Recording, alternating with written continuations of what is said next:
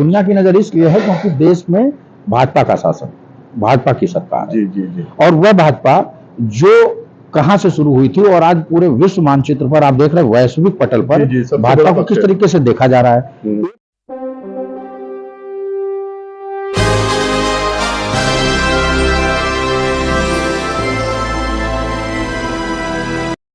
सुधाकर सिंह की जीत घोसी की और आगामी लोकसभा का 2024 का इलेक्शन कैसे देखते हैं आप? हमारे लिए एक बड़ी सामान्य सी बात है। चुनाव है, एक बाई इलेक्शन हुआ, उसका परिणाम आया। चूंकि हर जगह तो चुनाव हो नहीं रहा, किसी एक जगह चुनाव हो रहा है, इसलिए उस पिछड़े से उस बहुत अति पिछड़े जगह को, ऐसा नहीं उसने राजनेता बहुत बड़े बड़े दिए उस जगह ने, लेकिन वो सब जगहें ऐसी हैं कि वो उपेक्षित रही हैं। अब चूंकि इतना बड़ा देश है, किसी एक जगह खास जगह चुनाव हो रहा है तो पूरी दुनिया की नजर वहां पर है। और यह दुनिया की नजर क्यों है? दुनिया की नजर इसलिए है क्योंकि देश में भाजपा का शासन, भाजपा की सरकार है। और वह भाजपा जो कहां से शुरू हुई थी और आज पूरे विश्व मानचित्र पर आप देख रहे हैं, वैश्विक पटल पर भाजपा को किस तरीके से देखा जा रहा है। एक अभी आपने सवाल हमारे साथी मित्र से कर रहे थे, तो वो इंडिया वाले इशू को, ये आप बात को समझ रहे हैं, वहां अंग्रेजी और उसका अंतर नहीं है, लेकिन यह सवाल हमेशा कहीं ना कहीं कुछ राष्ट्रवादी लोगों के मन में उभरता रहा कि ये भारत को इंडिया क्यों कहा जब दुनिया में हर देश का एक अकेला नाम है।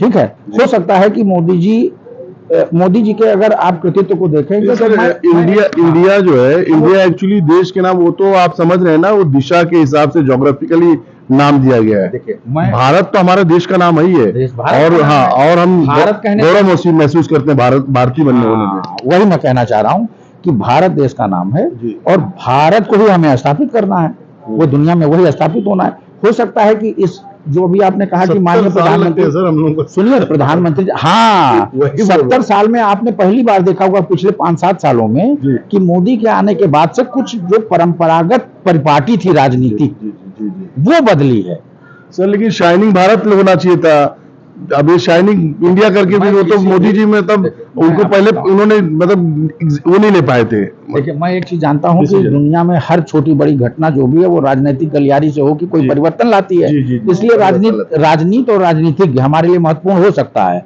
लेकिन मेरा इंटरेस्ट बहुत ज्यादा नहीं रहता है।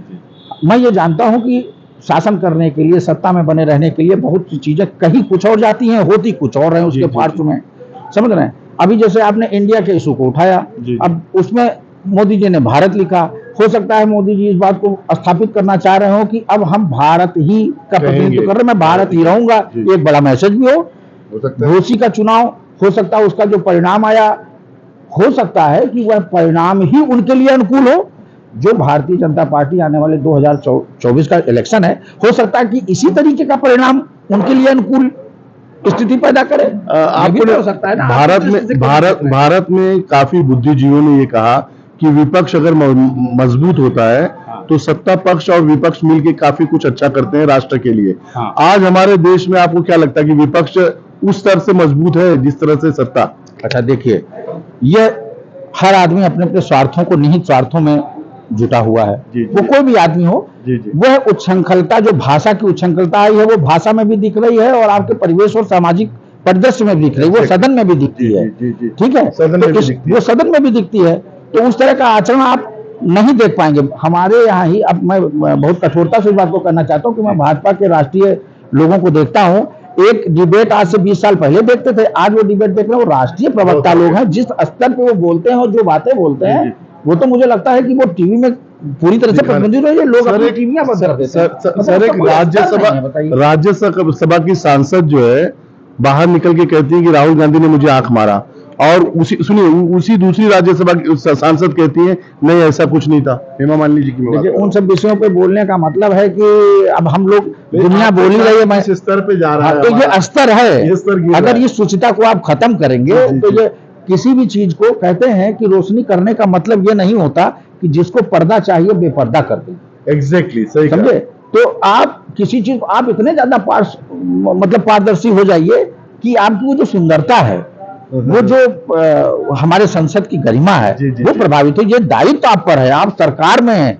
ये दायित्व भी आप पर उतना ही है कि हो सकता है कि अगर किसी से कोई ऐसी बात हो गई हो, हकीकत ये है कि कौवा कान लेके उड़ा, लोग उड़ने लगते हैं, उसके मर्म को, उसके निहितार्थों को नहीं समझते हैं। सर हमारे देश ने और भी बात बता दें, क्योंकि मैं सारी बातें सुन रहा था, आप उन्हीं सवालों पे आना चाहते हैं। जी। जो इंडिया वाली बात है, आप एक चीज देखिए, ये देश लोकतंत्र में इतने बड़ी ताकत, क्योंकि आपने कहा कि मोदी को भी लोग गाली बक रहे हैं, ऐसा कहा जा रहा है ना। अब लोकतंत्र में इससे बड़ी ताकत और क्या होगी कि एक आम आदमी गाली बक रहा है और आप सुन रहे हो, मोदी भी सुन रहे हैं। जरूरी नहीं कि मोदी हर बात का जवाब दें। वो मोदी जो लोग गाली बक रहे हैं, देखना ये भी होगा कि क्या इन्होंने नहीं झूठे जुमलेबाज की, क्योंकि जब सत्ता में आना था तो 15 लाख रुपए अकाउंट में आना था। फिर गृह मंत्री जी कहते नहीं ये तो जुमला था, मतलब ऑफिशियल जी न्यूज पे उन्होंने कहा ये जुमला था, इलेक्शन में लोग बोलते हैं। तो मतलब इस तरह से बोल के आप सत्ता पाते हो, बाद में आप कहते हो जुमला। मैं राजनीति शास्त्र का विद्यार्थी रहा हूं और मैं अभी भी विद्यार्थी हूं, मैं लोगों से सीखता हूं, सुनता हूं, ये सही बात है। लेकिन मैं ये मानता हूं कि ये भाषा की शुद्धता बनी रहनी चाहिए, और ये जो उच्छृंखलता आई है बोलने में, लिखने में, बताने में, अभिव्यक्त करने में, यह बहुत खतरनाक है। ये इससे आप पूरे लोकतंत्र को कहीं ना कहीं दूषित कर रहे हैं। इस पे प्रतिबंध लगना चाहिए। देखिए, जनता अपनी राय दे रही है। 2024 में इलेक्शन है लोकसभा का, और जिस तरह से खासकर घोसी में समाजवादी पार्टी के कैंडिडेट सुधाकर सिंह की विजय हुई है, 40,000 से ऊपर मतों से उन्होंने अपना जो है विजय दर्ज कराई है। ऐसे में जनता की अपनी अपनी राय है। कुछ लोग कहते हैं कि ये लोकसभा में, राज्यसभा खासकर घोसी का इलेक्शन का कोई महत्व नहीं है, लोकसभा के इलेक्शन की लड़ाई अलग है। और आगे आपको और दिखाएंगे कि और जनता की क्या राय है इस मुद्दे को लेकर।